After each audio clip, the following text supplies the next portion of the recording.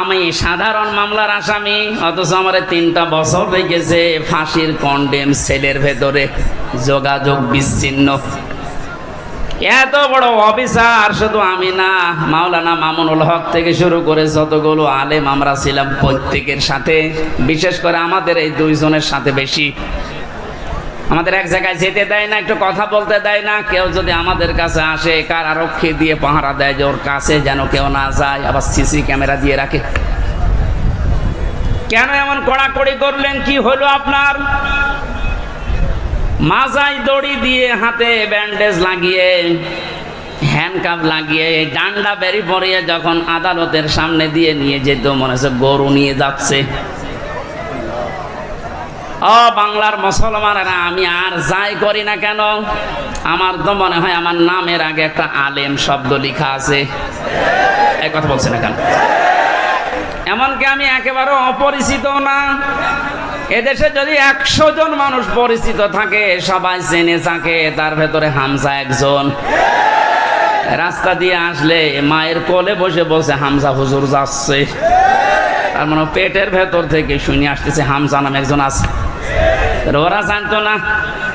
ওরা জানার পরেও মানুষগুলো যে আচরণ করেছে, আমাকে যতই বলেন মাফ করে দেন না, আমি মাফ করব না। আমি মাফ করে দিলে আমার স্ত্রীর 3টা বছর আপনি নষ্ট করিয়েছেন, আমার 2টা মেয়ে, ছোটটা আমার এখনো পর্যন্ত চেনে না। কি দুঃখ আমার মনে। ও মনে করে যেরকম বহু হুজুরে 3 বছরে আমার বাড়িতে এসেছে দেখা করার জন্য, এইটা ওই রকমই একটা হুজুর। জেলখানা থেকে বেরিয়ে যেদিন বাড়িতে এসেছি, আমার বলছে হুজুর আপনি আমাদের বাড়িতে আসেন, চলো। এখন আমাকে ডাকে না, কাছেও আসে না। আমার সাথে যা যা করেছেন, আমি চাই প্রতিটি জালেমের সাথে যেন আল্লাহ এইরকম এই দেশে করে। এগুলো যদি না করে ছেড়ে দেন, তাহলে জুলুম আবার আসবে। আর এগুলোর বিচার যদি হয়, জালেমদের এই দৌরাত্ম থেমে যাবে।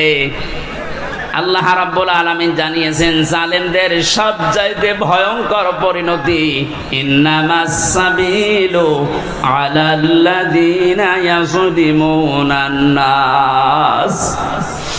সূরা সূরা 25 নম্বর পারার 6 নম্বর পৃষ্ঠা 13 নম্বর লাইনের 42 নম্বর আয়াত। এটা তাফহিমুল কোরআনে আছে, ব্যাখ্যাটা আমি খুব ভালো করে দেখেছি। এ জামানার মুসাদ্দিদ সাজ্জাদ আবুল আলা মাউদুদী রাহমাতুল্লাহ আলাইহি এত সুন্দর করে আয়াতটার ব্যাখ্যা লিখেছেন, আমি পড়লে আমার কাছে আশ্চর্য লাগে আয়াতটা। আল্লাহ পাক বলেন, এই পৃথিবীর ময়দানে জালেমদের দৌরাত্ম যাই হোক না কেন, দুনিয়া একদিন তো শেষ হবে। মরণের পরে আমি আল্লাহ নিজে জালেমদের বিরুদ্ধে নিজে মামলা দায়ের করব। এদেশে 15 বছর যারা ছিল, পৃথিবী এখন প্রমাণ পেয়েছে অন্তত আয়না ঘরের মাধ্যমে যে এরা জালেম ছিল। জালেমদের বিরুদ্ধে মামলা হামজার না আল্লাহর? এই কথা বলুন। এটা নির্দ্বিধায় এখন বলতে পারি, এদেশের দায়িত্বে যারা ছিল, বিশেষ করে 1734 জন মানুষ, একেবারে ওই উপর থেকে শুরু করে, আমি নিস্টার বললাম না, এ পর্যন্ত 1734 জন মানুষ দায়িত্ব পালন করেছে মেন জায়গায়। এই 1734 জন প্রত্যেকেই জালেম এবং জালেমের সহযোগী। এরা সব হামজার মামলার আসামি। কার? বলেন বলেন। আল্লাহর মামলার আসামি, যিনি নিজে রায় দেবেন, নিজে বিচারপতি, তিনি বাদী। যে মামলার বাদী যত কঠিন হয়, শক্ত হয় মামলা, কিন্তু এরকম ঝামেলায় পড়ে। আমি তো বলেছিলাম, আমার মামলা যদি রবিউল জাহাঙ্গীর স্যারের মতো এইরকম মানুষকেও মামলা দিত, টাকা পয়সা দিয়ে কবে আমি বের হয়ে চলে আসতাম। কিন্তু এমন মানুষ মামলা দিয়েছে, ও টাকা তো খাবে না, কারণ টাকা খেতে খেতে আর জায়গা নেই। তার পিয়নেরই 400 কোটি টাকা। কথা বলছে না, আমার কাছে আর কয় টাকা খাবে? এই জন্য সিএমএম কোর্ট, জজ কোর্ট, হাইকোর্ট মিলিয়ে আমার মামলাটা 30 থেকে 31 বার উঠেছে, এরপরও জামিন হবে না। বলেন তো কোথায় পৌঁছিয়েছে বিচার ব্যবস্থা? এটা মূল্য চুরি মামলা। মূল্য চুরি না, মূল্য চুরি করলে একটা অপরাধ হয়, আর আমার যে কিচ্ছু জানি না ওই বিষয়ে। কোন পাগল ছাগল নাকি একটা কাঁচি, ধান কাটা কাঁচি নিয়ে গেছে সংসদ ভাঙার জন্য। ওরে কালকে হাজির করেছিল কোর্টে, আমার পাশে দাঁড়িয়ে, এই আমার চেনো? বলছে না। আমার নাম বললে কি করি? বলছে আমারে বলতে বলিস। জজ সাহেব যে হাসছিল কালকে পরশুদিন, একেবারে খালাস দিয়েছে এমনি না। বলছে আমি কি দেখে বিচার করবে মামলার? কোনো মাল ম্যাটারেস নেই, যা সব শেষ করে দিলাম, মামলা বলতে আর কিচ্ছু নেই। অথচ কয়েকদিন আগে সিঙ্গাপুর গিয়েছিলাম, এদেশের জালেম যারা ওই দেশে এখন আশ্রয় নিয়েছে, ওরা ওই দেশের মন্ত্রণালয়ের কাছে, পররাষ্ট্র মন্ত্রণালয়ে যারা দায়িত্বে আছে ওদের কাছে নালিশ দিয়েছে হামজার নামে, যে ওর মামলা আছে বাংলাদেশে আর ওই এই দেশে আছে। কথা বললো কি করে? শয়তানি করার জায়গায় দেশে আর পাচ্ছে না, এখন বাইরে শয়তানি করছে। মামলা যেহেতু পরশুদিন মিটে গেছে, ওইটা এখন আমি পররাষ্ট্র মন্ত্রণালয়ের মাধ্যমেও ইংলিশে ভার্সন করে আমি পাঠাচ্ছি। এবার নেন ঠেলা। যারা উল্টা নালিশ দিয়েছিলেন দেখবে যে না এ তো বেকসুর খালাস পেয়েছে, আদালত একেবারে সব জেনে শুনে খালাস দিয়েছে, তো নির্ভেজাল মুক্ত, এর কোনো দোষ নেই। যারা এই দোষ দেওয়ার জন্য ওই দেশে নালিশ দিয়েছে তারা এবার বিপদে পড়বে না? যে এই দেশে আর থাকতে পারেনি, পালিয়েছে, ওই দেশেও আর পারবে না, আবার আসবে কুকুরের মতো পিটিয়ে মানুষ মেরে ফেলবে।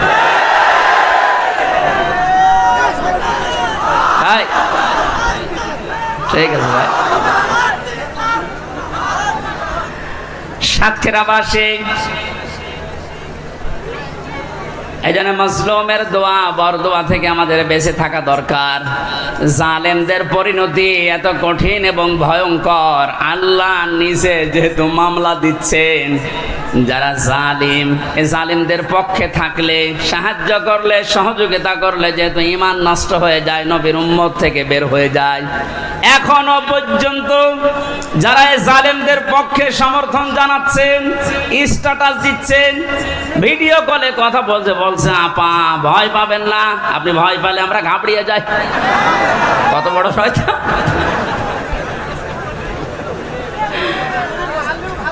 আমার তো মনে হয় ওর ভিডিওটা আমি দেখলাম, শয়তান তো আমি দেখিনি, যদি দেখতাম মনে হয় শয়তান ওরকমই হইতো।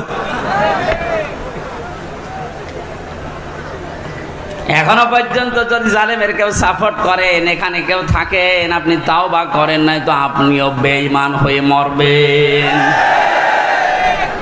সুতরাং জালেমরা যা ভেবেছিল যে আমরা ক্ষমতা পেয়েছি, মনে হয় আল্লাহ আমারে দয়া করে দিয়েছে। আমারে যখন প্রথম সে 11 সালে 10 সালে গ্রেপ্তার করে, আমি সুদের বিরুদ্ধে কথা বলেছিলাম, তাই মসজিদ থেকে ধরে নিয়ে গেল যে উনি শিবির করে, শিবিরের ক্যাডার, রক কেটে বেড়ায়। আমার ওসি সাহেব নিয়ে গেল, প্রথমে যে আয়াতটা ধরছে যে কুলিল্লাহুম্মা মালিকাল মুলকি তুতিল মুলকা মান তাশা ওয়া তানজিউল মুলকা মিম্মান তাশা ইলা আখির আয়াত। উনি টেবিলের নিচে এভাবে খাতা রেখে বাংলায় লিখে নিয়েছে, আমার সামনে বসিয়ে বলছে হুজুর এই আয়াতটার বাংলা বলেন তো। ঠিক আছে বলছি।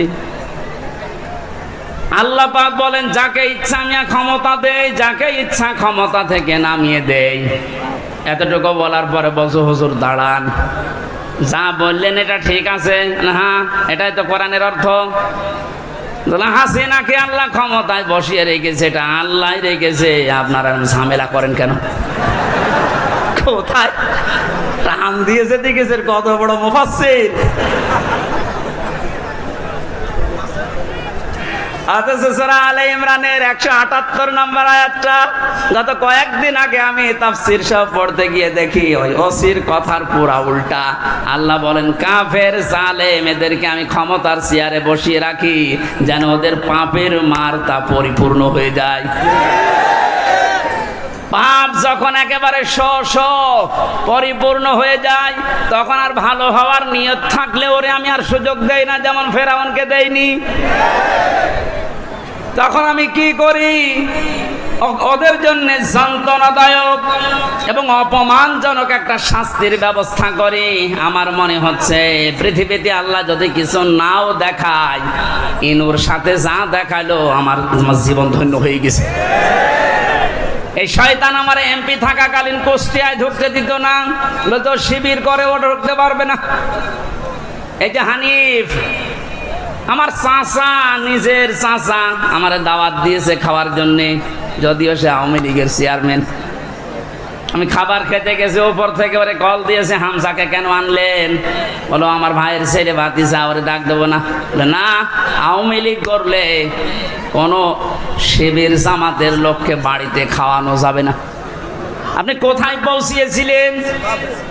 আপনার এই কারণেই তো আল্লাহ এত নিচে নামিয়েছে। এখন কুষ্টিয়ার বর্তমান যে অবস্থা, কান খাড়া করে শোনেন খুলনার বিভাগের মানুষেরা, কুষ্টিয়া আমাদের শেষ জেলা, এই বিভাগের যা করেছে আমি যতটুকু দেখতে পাচ্ছি এখন কুষ্টিয়ায়, এই যে দুইজনের নাম বললাম, এরা যদি একা একা বের হতে চায় মানুষ পিটিয়ে মেরে ফেলবে।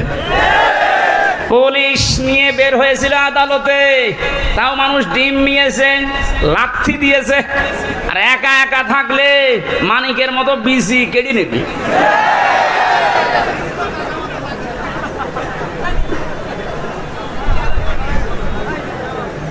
এই জন্য জালেমদের কিন্তু পরিণতি খুব খারাপ। তারা আল্লাহর মামলার আসামি, তাদের দুনিয়াও শেষ, আখেরাতও শেষ। এক কথা বলেন না কেন? দুনিয়া শেষ কেন? আল্লাহু লা ইয়াহদিল কওমাজ জালিমিন, জালেমদেরকে আল্লাহ পথ দেখাচ্ছে না, দেখাবেও না। ইয়াহদি এটা মজারে, বর্তমান, ভবিষ্যৎ, প্রেজেন্ট, ফিউচার। কোন জালেমকে আল্লাহ হেদায়েত দিচ্ছে না, দেবে না। এই জন্য আমরা যেন জালেম না হয়, নারী হোক আর পুরুষ হোক, কোনো বিষয়ে যেন জুলুম করবেন না। অনেক মহিলা আছে তার স্বামীর উপরে জুলুম করছেন, হ্যাঁ আছে।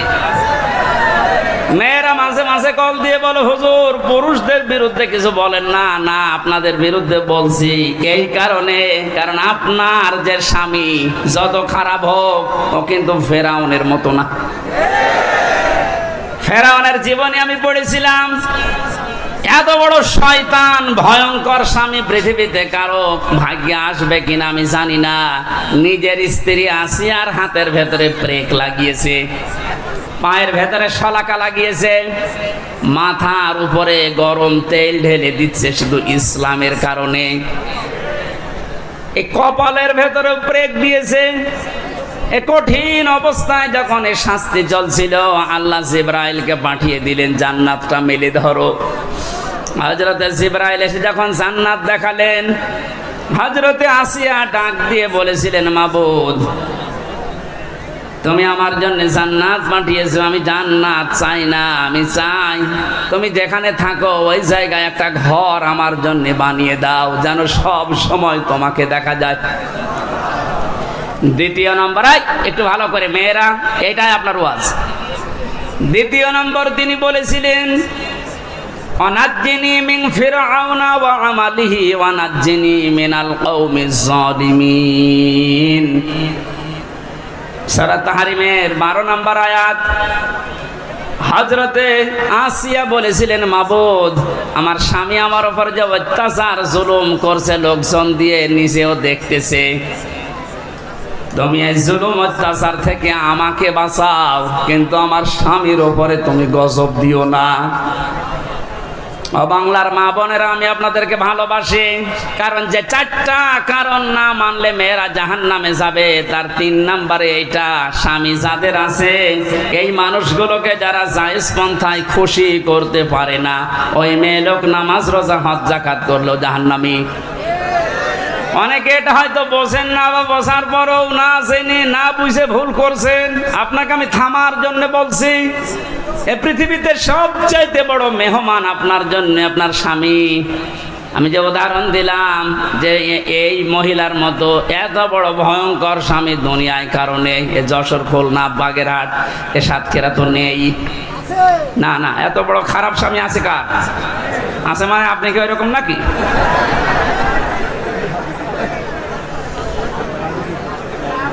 এত বড় শাস্তি দেওয়ার পরেও তিনি যদি বরদোয়া না দেন স্বামীর জন্য, আর আপনার একটা সাবান কম হয়ে গেলে, শাড়ি কম হলে আপনি বরদোয়া দেন। স্বামীর বাড়িতে এসে যে কষ্ট স্বীকার করছেন, মনে করবেন আমার সাদগা দেওয়ার সওয়াব হচ্ছে প্রতিনিয়ত।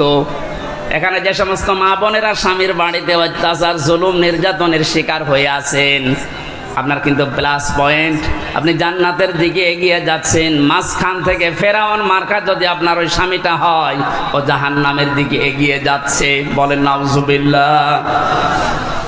এই জন্য আমার স্ত্রীর দ্বারা যেন স্বামী জুলুমের শিকার না হয়, স্বামীর দ্বারা কোনো স্ত্রী যেন জুলুমের শিকার না হয়। জুলুম এত বড় মারাত্মক একটা অপরাধ। আর জুলুমু জুলুমাতুন ইয়াউমাল কিয়ামাত, নবীজি বলেন জুলুম কিয়ামতের দিন ঘোর অন্ধকার হয়ে মানুষের সামনে দেখা দেবে। না আমরা যা করি না কেন, অন্তত জুলুম থেকে যেন আমরা বেঁচে থাকি। বলেন আমিন। এটা আল্লাহ এত বেশি ঘৃণা করেন এই জুলুমকে। সূরা ইব্রাহিম 13 নম্বর পারা 19 নম্বর পৃষ্ঠা 12 নম্বর লাইনের 42 নম্বর আয়াতটা আল্লাহ জালেমদেরকে নাজিল করেছেন তাদের দেখে। ওয়ালা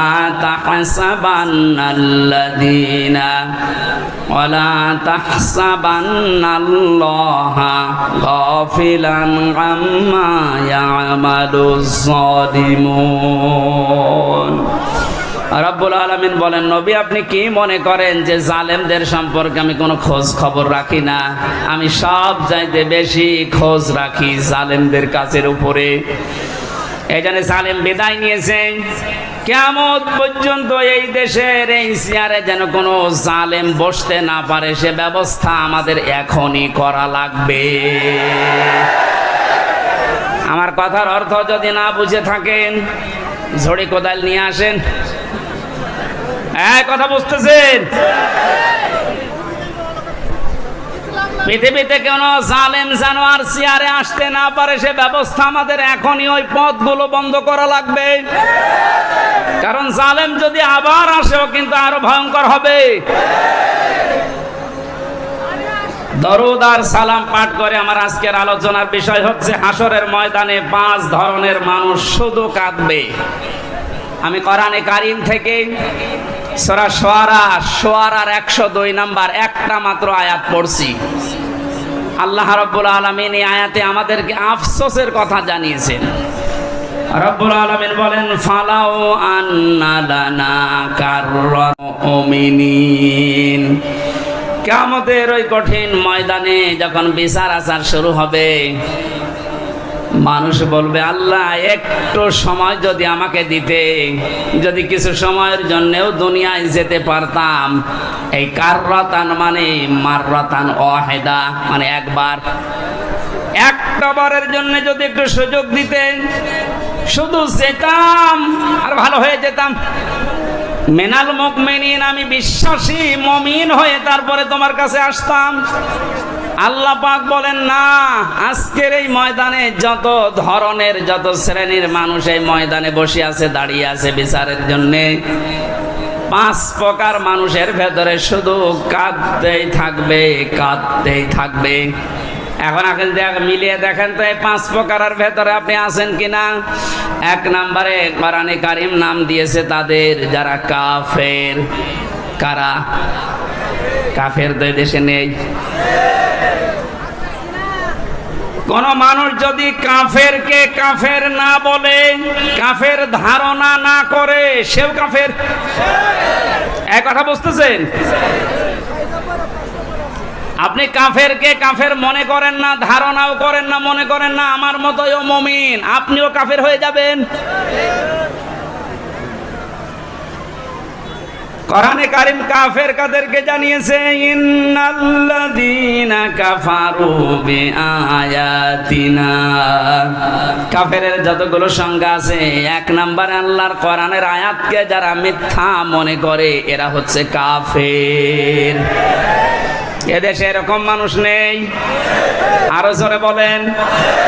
আজকে 4 তারিখ, 1 মাস আগে মাত্র এতগুলো মানুষ এক জায়গায় কোরআনের কথা শুনবে। 96% মুসলমানের দেশে 14 জায়গায় পারমিশন নেওয়ার পরেও অনুমতি মিলতো না। কথা বলে না কেন? আমির হামজা কুষ্টিয়া থেকে আসবে ওর বাবার কথা বলার জন্যে, ওর দাদার কথা বলার জন্যে। আপনিও জানতেন যে ও কোরআনের তাফসির করে, ও তাফসির করার জন্য আসবে। এই যে জানা শোনার পরে শুধু আন্দাজে একটা এক লাগিয়ে যে ও জামাত ইসলাম করে, ও শিবির করে, এই ধোয়া তুলে আপনি বন্ধ করে দিতেন। আপনি কাফের, কারণ এই কাজটা করে দুনিয়ায় কাফেরেরা। এই কাজটা যে কাফেররা করে আমি বানালাম। বলেন বলেন। সূরা হামিম সেজদা 26 নম্বর আয়াত, অকালাল্লাযীনা কাফারু লা তাসমাউ লিহাদাল কুরআন আলগাউ ফীহি লাআল্লাকুম তাগলিবুন। রব্বুল আলামিন বলেন, কাফেররা সিদ্ধান্ত নিয়েছিল ১৫০০ বছর আগে, সব চলতে দাও দুনিয়াতে, কোরআন যেন না চলে। 15 বছর এইটাই সিদ্ধান্ত চলছিল যে সব চলতে দাও, 12 মাসে 13 পূজা না 14 পূজা হোক, অসুবিধা নেই। কোন অনুষ্ঠানে বাধা দিয়েছেন আপনি বলেন? না, শুধু একটা অনুষ্ঠানে বাধা ছিল, কোরআনের। বলেন বলেন। এ কাজ কাদের? কাফেরদের। কাদের? সুতরাং 15 বছরে যারা আলেমদের কাছ থেকে মাইক কেড়ে নিয়েছেন, আপনি কাফের। আপনার জন্য জানাজার দরকার নেই, কবরে দেওয়ার দরকার নেই। আপনি এমনিতেও জাহান্নামে যাবেন, অমনিতেও জাহান্নামে যাবেন। আপনাকে পুড়িয়ে ফেলা দরকার।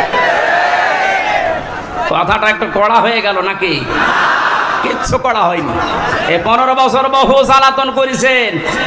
বাংলাদেশের 64 জেলার প্রায় 36টার উপরে জেলায় আমাকে কোরআনের কথা বলতে দেয়নি। তার ভেতরে সাতক্ষীরা একটা। কথা বলেন না কেন? বহুবার এসে এসে সেই কুষ্টিয়া থেকে এখান থেকে আবার ফেরত দিয়েছে রাত 10টায়, 9টায়, 11টায়। যান, হবে না। কেন? কোনো দোষ নেই। কোরআনের কথা বলতে যারা বাধা দেয়, আল্লাহ বললেন এরা কাফের, আর আপনি কাফের মনে করেন না, আপনিও কাফের। আর কিয়ামতে সবচাইতে বেশি কাঁদবে কারা? এরকম কাফের যদি সাতক্ষীরায় থাকেন, মুসলমান হন। আমি পরশুদিন একটা মুসলমান বানিয়েছি গাইবান্ধায়। না, ও আসলে হিন্দু। যারা বাধা দেয় কোরআন, এরা হিন্দুর চাইতেও খারাপ। ডক্টর মোহাম্মদ ইউনূস লোকটাকে চাই মনে করেন। অনেকে লাফাচ্ছে যে ওর কি, আপনি কি বোঝেন? ওর খুঁটি কোন জায়গায় বাধা, ওর পেছনে কোন দেওয়াল আছে আপনি টের পাচ্ছেন? বিভিন্ন ইস্যু তৈরি করে মাঠে ময়দানে নামেন আর বাড়ি ঘেরাও করবো, বাড়ি ঘেরাও করবো। আরে ভাই, ইউনূস কি আপনি এখনো টের পাননি? আমার এই যে মোবাইলটা কালকে আদালত দিয়েছে 3 বছর পরে, এ মোবাইলে যদি কল আসে সর্বোচ্চ তারেক জিয়ার পিএস অপু ভাই থেকে কল আসবে, এর চাইতে উপর থেকে আর আসবে না। উনি আমার সাথে 3 বছর জেলে ছিল, একটা পরিচয় আছে। তারেক জিয়ার পিএস অপু, নাম শোনেননি? উনি হয়তো কল দিতে পারে, খুব ভালোবাসে আমারে। আর ডাক্তার ইউনূসের মোবাইলে কল আসে একেবারে বারাক ওবামা, জো বাইডেন থেকে, শি জিনপিং থেকে। আপনি টের পান? আন্দাজে লাফান। আনসারের নাম নিয়ে লাভ দিয়েছিলেন, পিটিয়ে মানুষ ঘরে ঢুকিয়েছে। ওদের যে চরিত্র দেখবেন কিছুদিন পরে এই রাজবাড়ি গোয়ালন্দ ঘাটের এই বেশ্যাদেরকেও রাস্তায় নামাবে। ওরা এটাই চালাচ্ছে এখন, কিচ্ছু ছিঁড়তে পারবেন না। এ লোকটার পেছনে যাই থাক, যে খুঁটি আছে ও খুঁটি নড়ানোর জন্যে ভারত, চীন, রাশিয়া, এদের দ্বারা সম্ভব না। তামাম দুনিয়াও যদি এখন একদিকে হয়ে যায়, ওরা একদিকে থাকলে তাও পারা সম্ভব না। বাস্তবতা ওইটাই বলে। মানে ক্ষমতা নেওয়ার পর দিন থেকেই ঘোষণা দিয়েছে এদেশে অন্যান্য ধর্মীয় অনুষ্ঠান যেভাবে চলে, পূজা পার্বণ, কোনো অনুমতি লাগে না। আল্লাহর কোরআনের অনুষ্ঠানে এদেশে কোনো অনুমতির প্রয়োজন আর কোনো দিন হওয়ার দরকার নেই। ওনার জীবনে কি আছে না আছে আমি জানি না। আল্লাহ যদি ওনাকে মাফ নাও করে, এই কথাটার কারণে আশা করছি মাফ করে দেবে। যে লোকটা কোরআনে কারিম এভাবে ওপেন করে দিতে পারে, যারা উন্নয়নের রোল মডেল করেছিল, কি করেছিল তারা? তারা আরো 144 ধারা জারি করে কোরআনের আলোচনা বন্ধ করে দিত।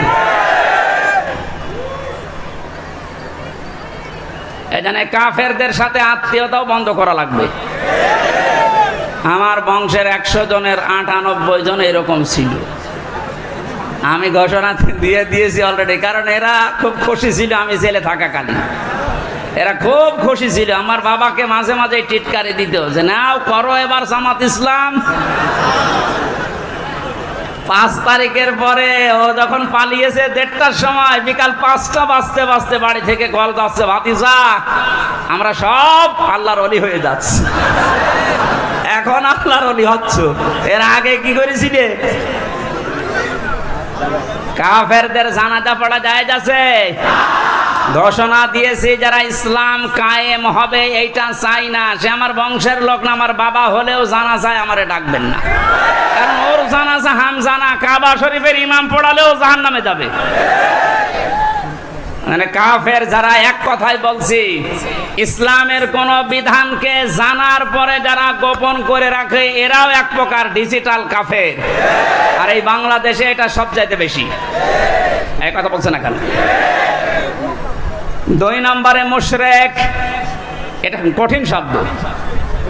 কোরআনে কারীম জানিয়েছে ওয়াল্লাযী আরসালা রাসূলাহু বিল হুদা ওয়া দীনিল হক লিইয়ুযহিরাহু আলাদ দীনি কুল্লিহি ওয়ালাউ কারিহাল মুশরিকুন।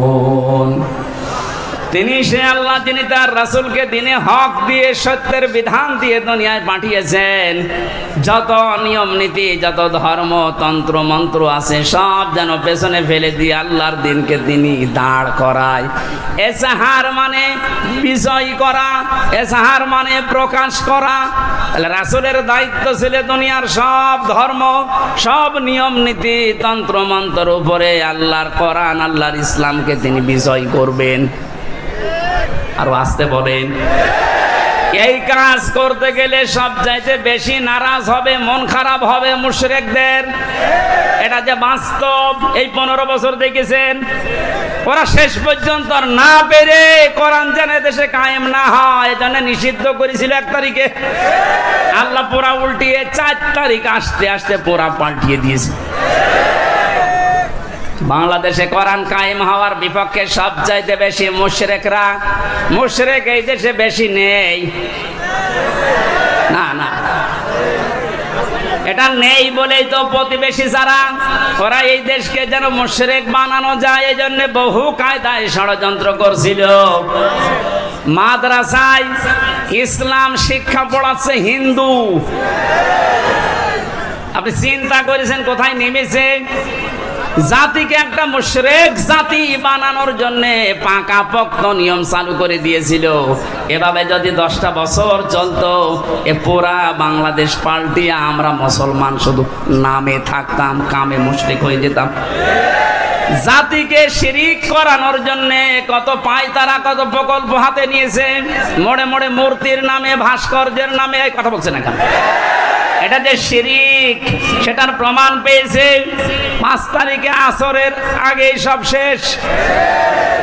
আমার কুষ্টিয়ায় যেটা ছিল বিকাল 5টা পর্যন্ত, এই 1:30টার পর থেকে আরম্ভ হয়েছে, 5টা পর্যন্ত শুধু ভাঙতে সময় গেছে।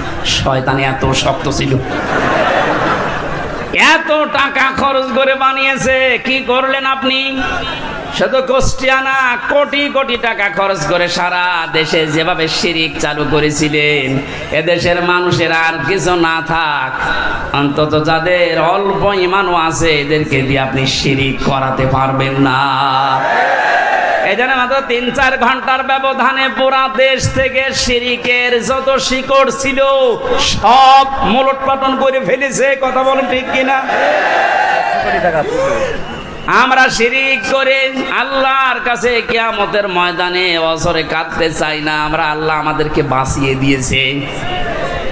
আল্লাহ যেহেতু বাঁচিয়ে দিয়েছে, ভবিষ্যতে কেউ যেন আমাদেরকে শিরিক করাতে না পারে সজাগ থাকা লাগবে। কোনো দরকার নেই মাথার উপরে কারো ছবি রাখা, ওখানে আল্লাহু আকবার লিখে রাখেন। আয়াতুল কুরসি লিখে রাখেন, শয়তান আসবে না। যদি কাউকে আপনি উপরে রাখেন, এটা কোরআনের পুরা খেলাফ। অকালিমাতুল্লাহি হিয়াল উলিয়া আল্লাহু আজিজুন হাকীম। আল্লাহ পাক বলেন উপরে থাকবে আমার কালেমা। কোন কারণে মরা মানুষের ছবি টাঙানো লাগবে ওখানে? এটা প্রকাশ্য একটা শিরিক। এটা কি? এই মুশরিকরা সবচাইতে বেশি কাঁদবে। একটা রাষ্ট্র কত বড় দুর্নীতিগ্রস্ত হলে জাতীয় মসজিদের ইমাম পর্যন্ত পালিয়ে যায়।